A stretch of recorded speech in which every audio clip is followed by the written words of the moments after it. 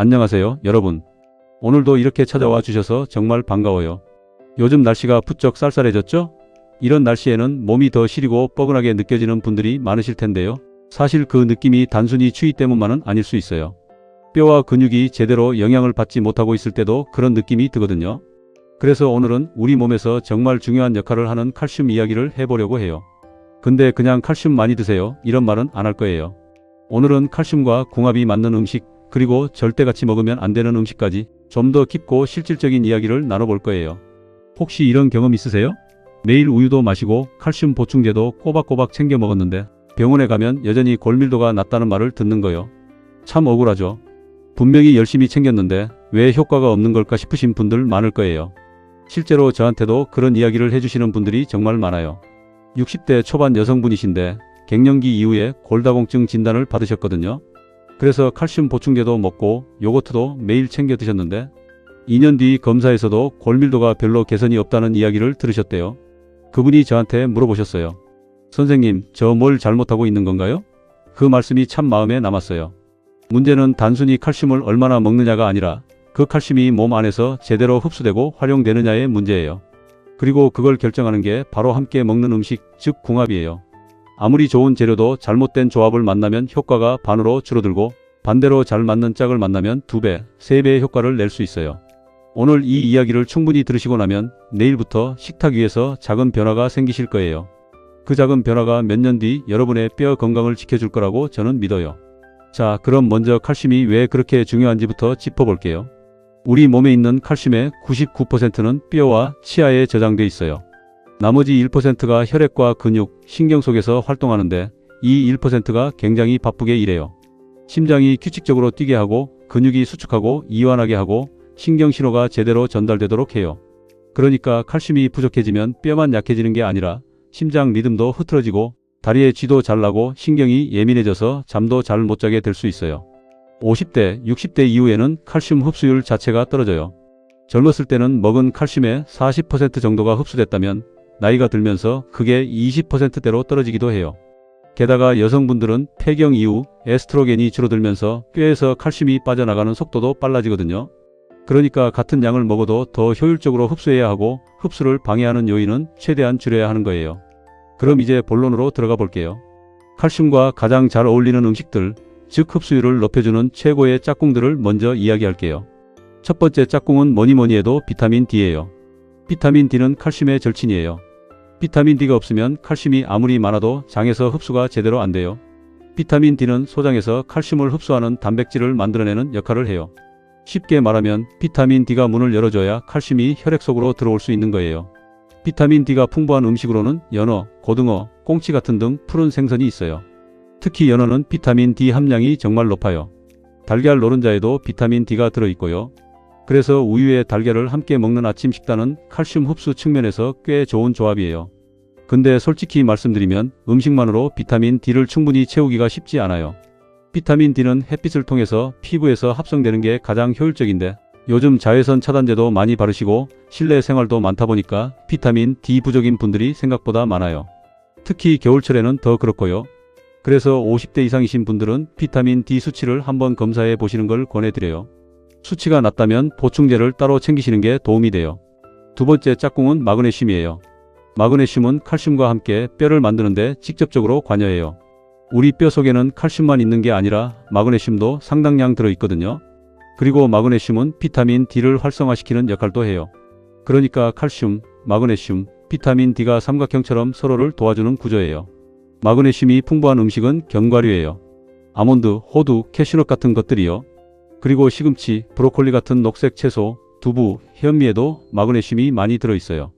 그래서 시금치 된장국에 두부를 넣어 드시는 건 칼슘 건강 측면에서 상당히 훌륭한 식사예요. 세 번째 짝꿍은 비타민 K예요. 비타민 K는 두 종류가 있는데 K1은 채소에 많고 K는 발효식품에 많아요. 비타민 K가 특히 중요한데 이게 칼슘을 뼈로 보내는 교통정리 역할을 해요.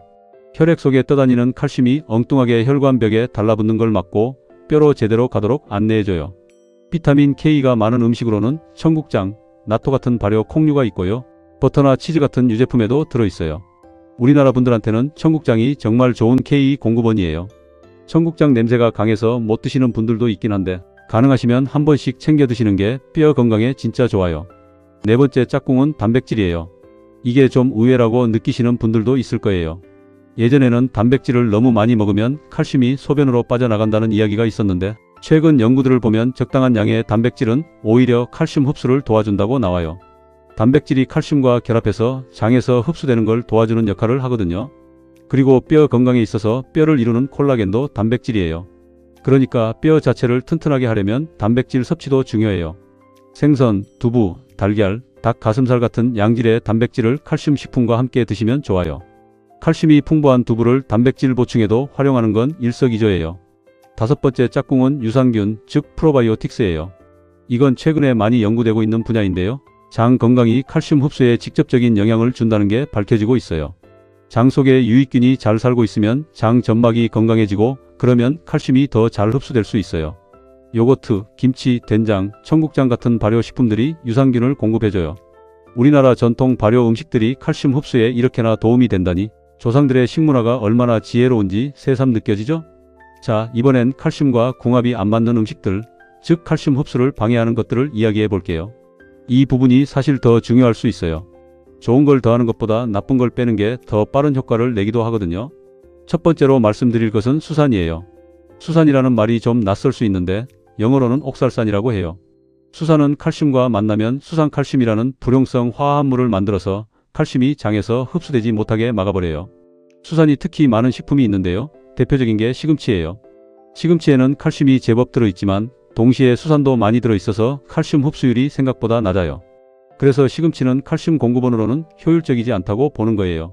시금치 외에도 근대, 아몬드, 땅콩, 비트, 초콜릿, 차 종류에도 수산이 꽤 많이 들어있어요. 근데 오해하시면 안 되는 게 수산이 많다고 해서 이 음식들을 아예 안 드셔도 된다는 건 아니에요.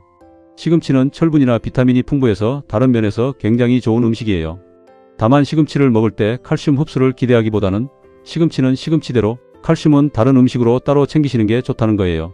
그리고 시금치를 데치면 수산이 상당 부분 물에 빠져나가기 때문에 생으로 드시는 것보다 살짝 데쳐 드시는 게 수산 섭취를 줄이는 데 도움이 돼요.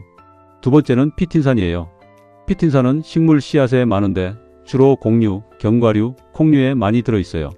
피틴산도 칼슘과 결합해서 불용성 물질을 만들어버려요. 그래서 통밀빵이나 현미밥을 많이 먹으면 그 안에 있는 칼슘이 잘 흡수가 안 돼요. 그런데 여기서 중요한 게 있어요. 발효 과정을 거치면 피틴산이 많이 분해돼요. 예를 들어 현미를 그냥 밥으로 지어 먹는 것보다 발효 과정을 거친 현미식초나 발효, 현미 음식은 피틴산이 줄어들어서 칼슘 흡수를 덜 방해해요. 그래서 발효식품을 강조하는 이유가 여기에도 있는 거예요. 세 번째는 커피예요. 이게 정말 많은 분들이 걱정하시는 부분인데요. 결론부터 말씀드리면 적당량의 커피는 큰 문제가 없어요. 다만 하루에 커피를 3잔 이상 과하게 마시면 카페인이 소변으로 칼슘을 배출시키는 양을 늘려요. 그리고 카페인이 소장에서 칼슘 흡수를 약간 방해하는 역할도 해요. 연구에 따르면 커피 한 잔을 마실 때마다 칼슘이 약 23mg 정도 더 소변으로 배출된다고 해요. 그게 크지 않아 보여도 매일 많이 마시면 누적이 되니까요.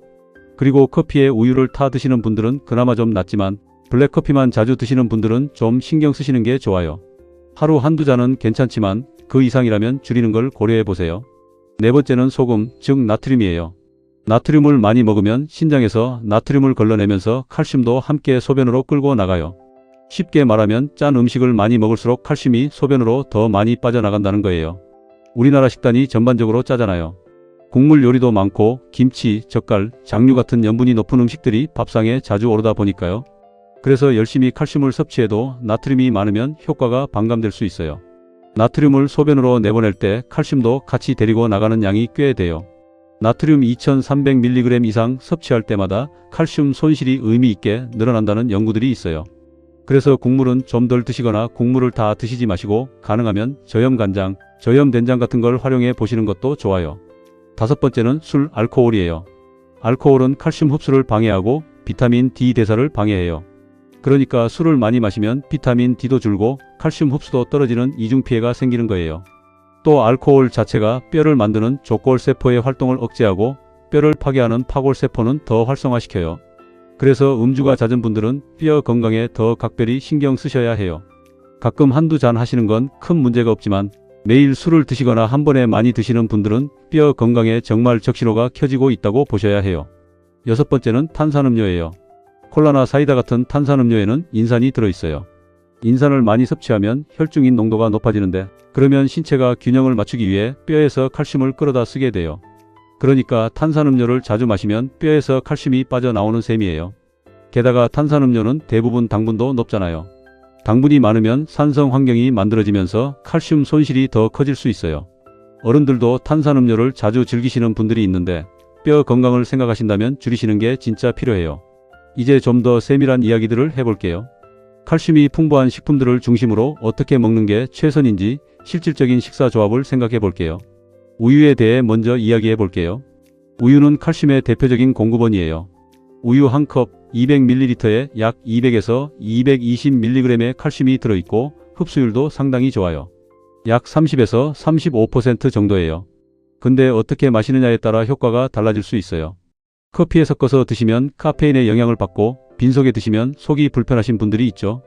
유당 불내증이 있으신 분들은 우유를 드시면 속이 더부룩하고 가스가 차거나 설사를 하시기도 해요.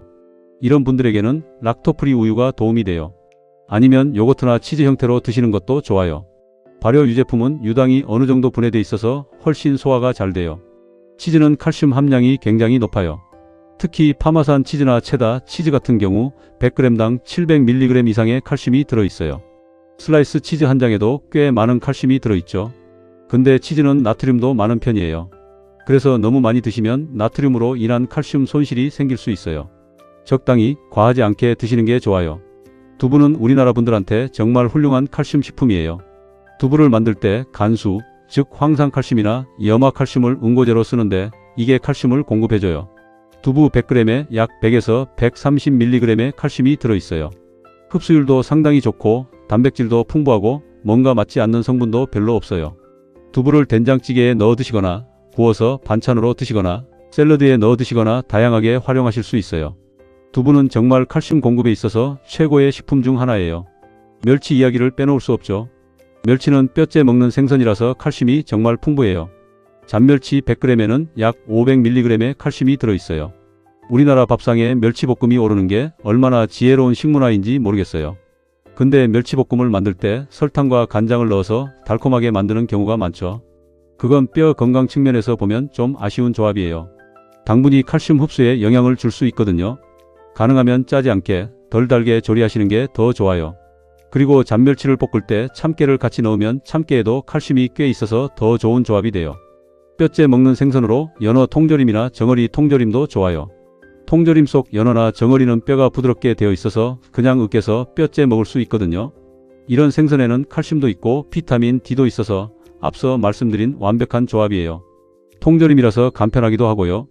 케일이나 브로콜리 같은 녹색 채소도 칼슘 공급에 도움이 돼요. 특히 케일은 칼슘 함량도 높고 수산 함량이 시금치보다 훨씬 낮아서 흡수율이 상당히 좋아요. 케일 100g의 칼슘 흡수율은 50%를 넘는다는 연구도 있어요. 브로콜리도 수산 함량이 낮아서 칼슘 흡수에 비교적 유리한 채소예요. 그래서 칼슘을 채소에서 보충하고 싶으시다면 시금치보다는 케일이나 브로콜리를 선택하시는 게 훨씬 좋아요. 이제 칼슘 보충제에 대한 이야기도 해볼게요. 식품으로 칼슘을 충분히 섭취하는 게 가장 좋지만 현실적으로 음식으로만 하루 권장량을 채우기 어려우신 분들도 많아요. 특히 유제품을 잘 못 드시거나 식사량 자체가 적으신 분들은요. 그런 분들에게 칼슘 보충제가 도움이 되는데 보충제도 종류에 따라 흡수율이 달라요. 칼슘 보충제의 대표적인 종류가 탄산칼슘과 구연산칼슘이에요. 탄산칼슘은 칼슘 함량이 높고 가격이 저렴한데 위산이 있을 때 잘 흡수돼요. 그래서 식사 중이나 식후에 드시는 게 좋아요. 위산이 줄어드는 상황, 그러니까 위산 억제제를 드시는 분들이나 소화 기능이 떨어진 분들은 탄산칼슘의 흡수율이 낮을 수 있어요. 반면 구연산칼슘은 위산 없이도 잘 흡수돼서 공복에 드셔도 괜찮고 위산이 적은 분들에게 더 적합해요. 단 칼슘 함량 자체는 탄산칼슘보다 낮아서 같은 양의 칼슘을 섭취하려면 더 많은 양을 먹어야 해요. 칼슘 보충제를 드실 때 중요한 게 한꺼번에 많이 드시지 않는 거예요. 칼슘은 한 번에 500mg 이상을 드시면 흡수율이 뚝 떨어져요. 그래서 500mg 이하로 나눠서 아침 저녁 두 번에 나눠 드시는 게 훨씬 효율적이에요. 그리고 칼슘 보충제와 철분 보충제는 같이 드시면 안 돼요. 서로 흡수 경쟁을 해서 둘 다 흡수율이 떨어지거든요. 철분제는 따로, 칼슘제는 따로 드셔야 해요. 또 한 가지, 칼슘 보충제를 과하게 드시면 안 돼요. 일부 연구에서 칼슘 보충제를 하루 1000mg 이상 과다 복용하면 심혈관 질환 위험이 높아질 수 있다는 결과가 나온 적이 있어요. 음식으로 드시는 칼슘은 괜찮지만 보충제로 과다하게 드시면 혈관에 칼슘이 침착될 수 있다는 우려예요. 그래서 보충제는 부족분만 채운다는 개념으로 하루 총 칼슘 섭취량이 1000에서 1200mg을 넘지 않도록 관리하시는 게 좋아요. 이제 식사 패턴과 타이밍 이야기를 해볼게요. 칼슘은 한 번에 몰아서 드시는 것보다 하루에 걸쳐 나눠 드시는 게 훨씬 좋아요. 아침에 우유나 요거트로 칼슘을 챙기고 점심에는 두부나 뼈째 먹는 생선으로 저녁에는 브로콜리나 케일 같은 채소로 채우는 방식이에요. 이렇게 나눠 드시면 흡수율이 올라가고 신장에 부담도 덜해요. 그리고 칼슘이 풍부한 음식을 드실 때 식이섬유가 너무 많은 음식을 동시에 드시는 것도 주의하세요. 식이섬유가 칼슘 흡수를 약간 방해할 수 있거든요. 예를 들어 고식이섬유 시리얼에 우유를 부어 드시는 경우 우유의 칼슘 흡수가 약간 낮아질 수 있어요. 그렇다고 식이섬유가 나쁜 건 아니에요. 장 건강에는 꼭 필요한 거니까요. 다만 칼슘 흡수 최적화를 위해서라면 식이섬유가 많은 음식은 조금 시간 간격을 두고 드시는 것도 방법이에요. 갱년기 여성분들 이야기를 좀 더 해볼게요. 폐경 이후에는 에스트로겐이 줄면서 뼈 손실이 급격히 빨라져요. 1년에 1에서 3%씩 골밀도가 감소하는 경우도 있어요. 이 시기에 식이 칼슘만으로는 한계가 있을 수 있어요. 그래서 이소플라본이 들어있는 콩 식품들이 주목받아요. 이소플라본은 식물성 에스트로겐으로 에스트로겐과 비슷한 구조를 가지고 있어서 뼈 보호 효과가 있다는 연구들이 있어요. 두유, 두부, 된장, 청국장 같은 콩류 식품들이 이소플라본의 좋은 공급원이에요. 우리나라 전통식단이 갱년기 여성 건강에 정말 잘 맞는 구성이에요. 또 콜라겐 이야기도 빠질 수 없어요. 뼈는 칼슘만으로 이루어진 게 아니에요. 뼈의 약 35%는 콜라겐 단백질로 이루어져 있어요. 콜라겐이 뼈의 유연성과 탄성을 담당하거든요. 콜라겐이 없으면 뼈는 칼슘만 있어도 쉽게 부러질 수 있어요. 마치 콘크리트가 아무리 단단해도 철근이 없으면 충격에 취약한 것처럼요. 콜라겐 생성을 돕는 비타민C가 중요한 이유가 여기 있어요. 비타민C는 콜라겐 합성에 꼭 필요한 보조 영양소예요. 그래서 귤, 키위, 파프리카, 브로콜리 같은 비타민C 풍부한 음식을 함께 드시면 뼈 건강에 복합적으로 도움이 돼요. 운동 이야기도 잠깐 할게요. 음식 대본에서 운동 이야기를 하면 의외라고 하실 수 있는데요. 칼슘이 뼈에 잘 쌓이려면 운동이 꼭 필요해요. 뼈는 자극을 받아야 더 단단해지거든요. 중력 부하를 받는 운동, 즉 걷기, 달리기, 계단 오르기, 가벼운 근력 운동 같은 게 뼈 밀도를 높이는 데 도움이 돼요. 수영은 전신 운동으로는 좋지만 물속에서 하다 보니 뼈에 중력 자극이 잘 안 가서 골밀도 향상 효과는 상대적으로 낮아요. 그래서 뼈 건강을 위해서는 수영과 함께 걷기나 가벼운 근력 운동을 병행하시는 게 좋아요. 이제 하루 식단을 구체적으로 한번 그려볼게요. 아침에 일어나서 요거트 한 컵에 블루베리를 넣어 드세요. 요거트는 칼슘과 유산균을, 블루베리는 항산화 성분을 제공해요. 아침에 달걀 하나를 같이 드시면 비타민 D도 조금 추가돼요. 점심에는 된장찌개에 두부를 넉넉히 넣고 브로콜리나 케일 나물 반찬을 곁들이세요. 멸치볶음이 있으면 금상첨화예요. 저녁에는 구운 연어나 정어리 요리를 드시고 우유 한 잔을 함께 드시면 좋아요. 연어의 비타민 D와 우유의 칼슘이 만나는 이상적인 조합이에요. 간식으로는 아몬드 한 줌이나 치즈 한두 조각이 좋아요. 이렇게 하루 식단을 구성하면 특별히 칼슘 보충제에 크게 의존하지 않아도 하루 권장량에 가까운 칼슘을 챙길 수 있어요. 50대 이상 성인의 하루 칼슘 권장량은 남성은 약 750mg에서 800mg, 여성은 약 800mg 정도예요. 갱년기 이후 여성은 좀 더 필요하고요. 한 가지 더 말씀드리고 싶은 게 있어요. 약물과 칼슘의 상호작용이에요. 혈압약, 갑상선 약, 항생제를 드시는 분들이 많으신데 이런 약들과 칼슘 보충제 사이에 상호작용이 있을 수 있어요. 예를 들어 레보티록신, 그러니까 갑상선 기능 저하증에 쓰는 약은 칼슘과 함께 먹으면 약의 흡수가 크게 떨어져요. 그래서 이 약은 공복에 드시고 칼슘은 최소 4시간 이상 간격을 두셔야 해요. 테트라사이클린 계열 항생제도 칼슘과 만나면 흡수가 떨어지는 문제가 있어요. 혈압에 쓰는 일부 이뇨제는 칼슘 배출을 촉진하기도 해요. 그래서 복용 중인 약이 있으신 분들은 칼슘 보충제를 시작하기 전에 꼭 의사나 약사와 상담하시는 게 중요해요. 그리고 신장 결석이 있으신 분들도 주의가 필요해요. 수상칼슘 결석이 있으신 분들은 칼슘 섭취를 어떻게 조절하느냐가 중요한데 이게 좀 복잡해요. 식사 중에 적당히 칼슘을 섭취하면 오히려 수산이 장에서 칼슘과 결합해서 대변으로 나가기 때문에 결석 예방에 도움이 된다는 연구가 있어요. 반면 공복에 칼슘 보충제를 고용량으로 드시면 오히려 결석 위험이 높아질 수 있어요. 신장 결석이 있으신 분들은 반드시 전문의와 상담해서 칼슘 섭취 방식을 결정하세요. 오늘 이야기를 하면서 실제로 변화를 경험하신 분들의 사례도 몇 가지 말씀드릴게요. 55세 남성분이신데 만성 소화불량이 있으셔서 오랫동안 위산억제제를 드시고 있었어요. 그런데 뼈 검사에서 골감소증이 나왔거든요. 생각해보니 위산이 억제되다 보니 탄산칼슘 보충제의 흡수율이 낮았던 거예요. 구연산 칼슘으로 바꾸고 비타민 D와 함께 드시기 시작하면서 1년 반 후 골밀도가 눈에 띄게 개선됐어요. 약 하나를 바꿨을 뿐인데 결과가 달라진 거죠. 또 다른 사례로 63세 여성분인데 커피를 하루에 5잔씩 드셨어요. 그리고 식사는 주로 빵이나 국수 같은 밀가루 음식 위주였고 우유나 두부는 별로 안 드셨어요. 당연히 칼슘 섭취도 부족하고 칼슘 배출은 촉진되는 생활이었던 거예요. 식단을 바꾸고 커피를 하루 2잔으로 줄이고 두부와 멸치를 식단에 넣기 시작하신 후 6개월 만에 뼈 통증이 많이 줄었다고 하셨어요. 이런 사례들을 보면 칼슘 흡수라는 게 단순히 뭘 먹느냐의 문제가 아니라 전체적인 생활 패턴의 문제라는 걸 느끼게 돼요.